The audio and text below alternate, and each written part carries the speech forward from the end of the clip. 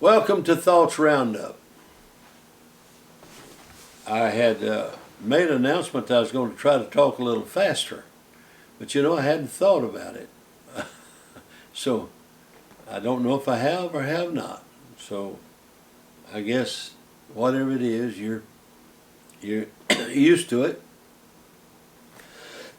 I would like to tell you a marvelous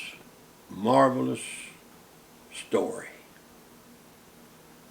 My son, Timothy Marler, who is pastor of a church in Simpsonville, South Carolina, many years ago, when he was evangelizing and living totally on the road, and one night he realized that one of his appointments, he was going to have to call the preacher involved. And so that was before you had cell phones. That's when you stopped and put 25 cents in the phone and got most of the time the operator to help you get the number, so forth and so on.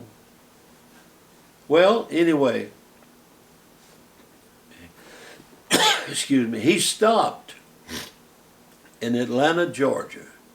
And if I remember correctly, it was just a light misty rain, or it was, the weather was not conducive to what he was doing some way. And he took his minister's manual, and that was back in the day. They gave you a book with all the phone numbers of all the preachers in it. And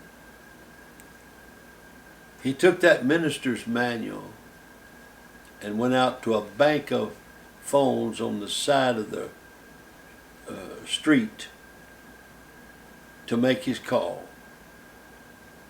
Well, he successfully made the call, got back in his car, and went down the road. So, I was speaking somewhere in a convention, and several years later, and a young man came up to me and said, "Brother Marler, I would like to tell you a story." He said, several years ago, he said, I was down, I was despondent, I was discouraged, I was possibly intended danger to myself. And he said, I said to myself as I was going along, I said, I've got to have help or else.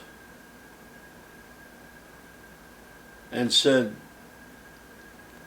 I said, well, I'll stop here and look in the yellow pages and see if I can find the address or the phone number of a church. He was Pentecostal, or had been, or whatever. And he said, I stopped. And he said, when I walked up to that phone book, there was no way to find any numbers. But he said, there was your son's ministerial manual with all of the phone numbers underlined. And he said, I called, and that's the rest of the story. And I was so intrigued by it all and so taken back and thankful that I just did not ask him his name. I would give anything today if I had his name. But, you know, that kind of reminds me of when the Lord sent his disciples to find the place to have the Last Supper. He said, go out and you'll see a man that's carrying a water pot. Follow him and he'll take you. This man that got the water pot that morning, maybe combed his hair, got all ready, and reached and got the water pot at a certain moment and stepped out into the street. He didn't know.